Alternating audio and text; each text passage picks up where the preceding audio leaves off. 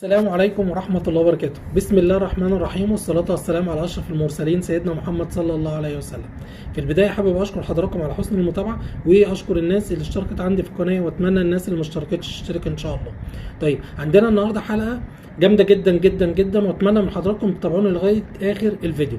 عندنا كلام كتير على نادي الزمالك وعلى قائمة النادي الزمالك ومعسكر النادي الزمالك في السعودية، ومباراته إن شاء الله مع الاتحاد المنستيري يوم الجمعة إن شاء الله بإذن الله في بداية مشواره في البطولة العربية، ونتمنى الزمالك يحصد البطولة دي إن شاء الله بإذن الله.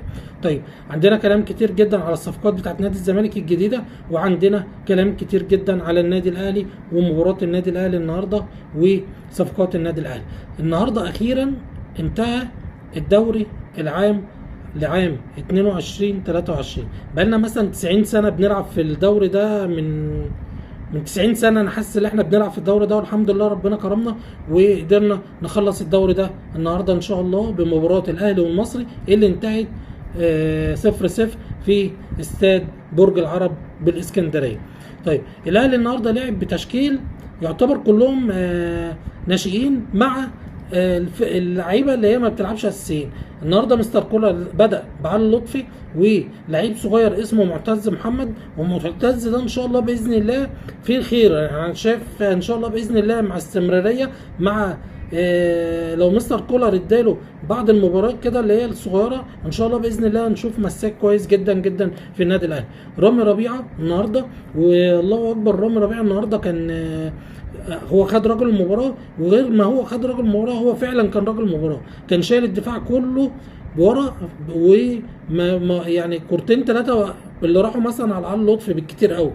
وخالد عبد الفتاح النهارده كان يعني بنسبه 50%. الدبيسي قندوسي، رأفت خليل، كوكا، طاهر محمد طاهر، فخري، كريستو النهارده لعب كرة ثابته حلوه قوي قوي، بس للاسف جت جنب العارضه وشاط كرة من بره ال 18 كده، بس للاسف عليت منه شويه.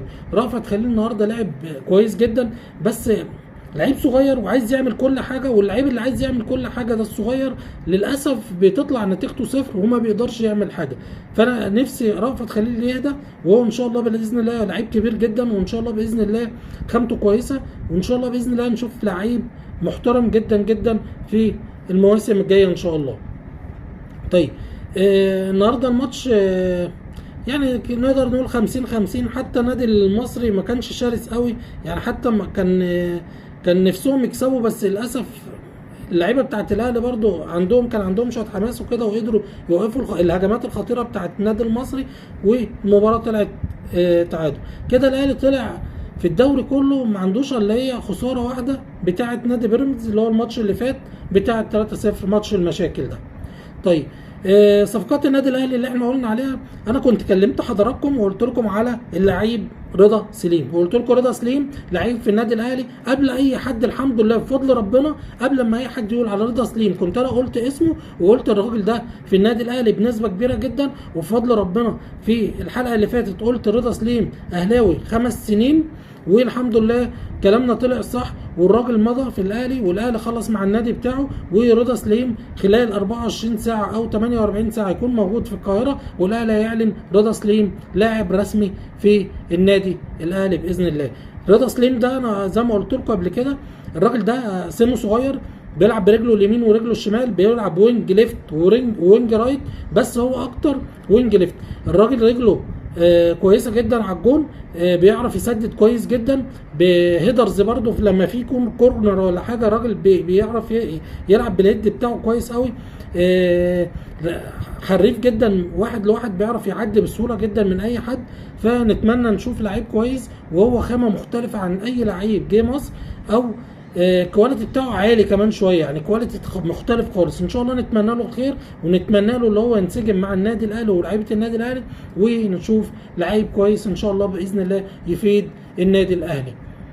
طيب، اتكلمنا على رضا سليم وخلصنا قصته كده، وقلنا الحمد لله اللي هو لعيب في النادي الاهلي، وان شاء الله باذن الله خلال يوم او يومين زي ما قلنا، وان شاء الله باذن الله هيعلن الاهلي. طيب، في لعيب اسمه مصطفى العش، ده مساك نادي غزل المحله. كنت كلمتكم للزمالك داخل فيه بفوضه هو والبنك الاهلي. النهارده الاهلي بدأ يتكلم مع الراجل ووكيله، وبدأ يتكلم مع نادي غزل المحله، بيجس النبض كده يشوف الراجل بكام، مش عارف الكلام ده كله.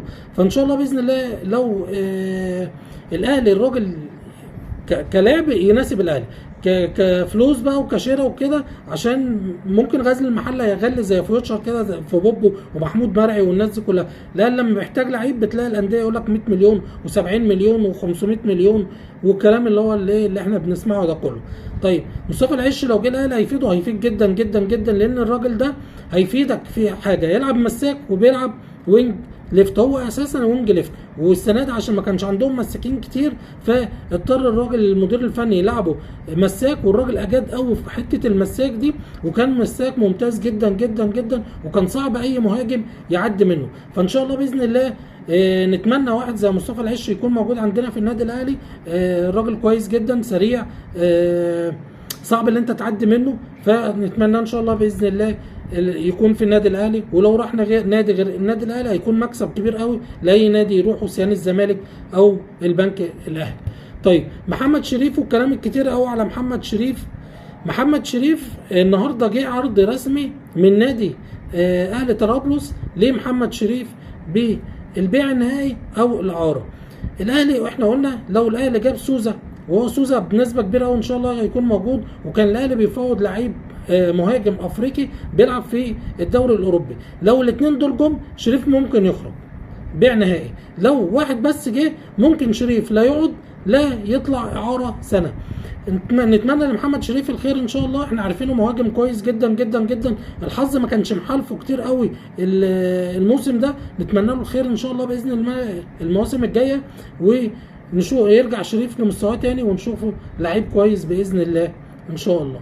طيب الاهلي احنا قلنا بيفاوض اللعيب اللي هو الافريقي ده ان شاء الله باذن الله، وبنسبه كبيره برضو احتمال يكون موجود مع سوزا، لو سوزا النادي بتاعه عشان في مشاكل كده ما جاش، يبقى هو المهاجم الافريقي ده ان شاء الله باذن الله. وكمان يوم او يومين، لان الاهلي معتم شويه على اسمه، يوم او يومين ان شاء الله باذن الله هقدر اقول لكم على اسمه باذن الله. نتمنى ان شاء الله باذن الله الاهلي احنا عارفينه عنده مباراه يوم 30 مع فريق الداخليه في كاس مصر، نتمنى له الخير ان شاء الله، بنتمنى نشوفه في مستوى كويس، وان شاء الله باذن الله اللعيبه الاساسيين هيرجعوا في الماتش بتاع الداخليه ان شاء الله، نتمنى نشوف مباراه كويسه. الزمالك والبطوله العربيه ومعسكر الزمالك والقايمه اللي داخله النادي الزمالك. طيب عندنا بس كده خبرين في نادي الزمالك. عندنا اعتزال اللاعب المحترم الخلوق محمد عبد الشافي رسميا. محمد عبد الشافي اعلن النهارده واعلن لنادي الزمالك رسميا اللي هو ان شاء الله باذن الله اعتزل كرة القدم. لعيب خلوق جدا، لعيب محترم جدا، لعيب مؤدب جدا جدا جدا، لعيب كويس جدا جدا في الملعب، لعيب مفيد لاي فرقه. راح السعوديه بسم الله ما شاء الله كان بيأدي اداء عالي قوي، جه الزمالك كان بيأدي اداء قوي، ما لعبش كتير قوي الموسم ده لكبر سنه، بس هو لعيب ممتاز. يعني نتمنى لعيبتنا كلها تبقى في اخلاق محمد عبد الشافي، نتمنى له ان شاء الله باذن الله التوفيق في حياته الجايه، ونتمنى له الخير ان شاء الله، ونتمنى نشوفه في الملاعب كاداري او فني. لعيب زي ده مفروض ما نخسرهوش في الكره المصريه او في نادي الزمالك عامه، نشوفه ان شاء الله باذن الله في الجهاز الفني او يكون اداري باذن الله، هيفوت مفيد جدا، يقدر يوصل للاعيبه كتير جدا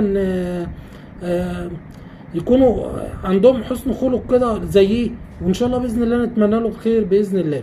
طيب باهر المحمدي وقصه باهر المحمدي، وبيقول انا عندي 4 عروض من فرق في الدوري المصري ومش هلعب في النادي الاهلي. واحنا قلنا الاهلي اصلا ما بيفكرش في باهر، اللي بيفكر في باهر هو دلوقتي نادي الزمالك. نادي الزمالك بيفاوض باهر المحمدي، احنا عارفين باهر المحمدي لعيب كويس، وكان الاهلي من كام سنه كده بيفاوض، وكنا نفسنا يجي الاهلي، هو لعيب كويس، ولو انضم لنادي الزمالك هيفيد او خط الدفاع بتاع نادي الزمالك. نتمنى لنادي الزمالك ان شاء الله بخير، ونتمنى له التوفيق، ونتمنى نشوف صفقات قويه، واتمنى اشوف الزمالك فريق قوي الموسم الجاي بصفقات قويه، بحيث الدوري ان شاء الله باذن الله بالاهلي والزمالك وبيراميدز وفيوتشر والانديه اللي بتدعم دي ان شاء الله باذن الله نشوف دوري قوي ومش شاف ومعلنين كويسين ودعايه كويسه للدوري المصري ان شاء الله. طيب القائمه اللي سيرو سجلها ان شاء الله باذن الله في البطوله العربيه ان شاء الله باذن الله، ونتمنى لنادي الزمالك انه يظهر بمستوى كويس ويقدر يحقق البطوله دي ان شاء الله. احنا عارفين مشترك في البطوله دي انديه كبيره جدا، ونتمنى الزمالك يتفوق عليهم ونتمنى يحصد البطوله دي، لان الزمالك لو حصد البطوله دي هتبقى منفعه كويسه جدا لنادي الزمالك. اولا بطوله هو ما دخلوش بطولات السنه دي، هو دخلوا البطوله دي، والبطوله دي قويه جدا، هيدخل فلوس كتير قوي الزمالك من البطوله دي، هيقدر يسدد بعض الديون اللي عليه ويقدر يشتري لعيبه يدعم بيها ان شاء الله باذن الله صفوفه. طب قائمه النادي الزمالك عواد وصبحي ومحمد نديم. محمد نديم ده حارس مرمى ناشئ. طيب خط الدفاع عمر جابر والمسلوسي، عبد الغني، حسام عبد المجيد وحاتم سكر ومحمد طارق واحمد فتوح والزناري ولاعيب ناشئ اسمه احمد زكي. طيب خط النص بتاع الزمالك ان شاء الله باذن الله شيكابالا وزيزو ورؤى واوباما اللي لسه راجع من الاعاره ونيمار ولاعيب الناشئ ايشو ونضاي ودونجا وحمد علاء والسيسي ولاعيب ناشئ اسمه بيسو. خط الهجوم بتاع الزمالك اللي سجل الجزيري وناصر منسي ولاعيب ناشئ اسمه محمد صلاح زكي. نتمنى ان شاء الله باذن الله للزمالك التوفيق، نتمنى له باذن الله ان شاء الله باذن الله اللي هو يحصد البطوله، وكلنا هنبقى في ظهر نادي الزمالك في البطوله العربيه، ونتمنى له ان شاء الله باذن الخير ان شاء الله، ونتمنى اللعيبه بتاعته يكونوا في البطوله في مستواهم الطبيعي بتاعهم. احنا عارفين ان نادي الزمالك باذن الله فريق قوي، وعندنا لعيبه كتير جدا كويسين، عندنا فتوح، عندنا زيزو، عندنا شيكابالا، عندنا حسام عبد المجيد، عندنا المسلوسي كويس قوي، صبحي ان شاء الله باذن الله ربنا يكرمه ويقدر يكون واقف على رجله في حراسه المرمى، دونجا كويس قوي ورجع من الاصابه بتاعته ويقدر يشارك، ناصر المنسي، الجزيري، ان شاء الله باذن الله نشوف فرقه قويه تمثل مصر، وباذن الله كلنا في ظهر نادي الزمالك، ونتمنى له ان شاء الله الخير ونتمنى له التوفيق.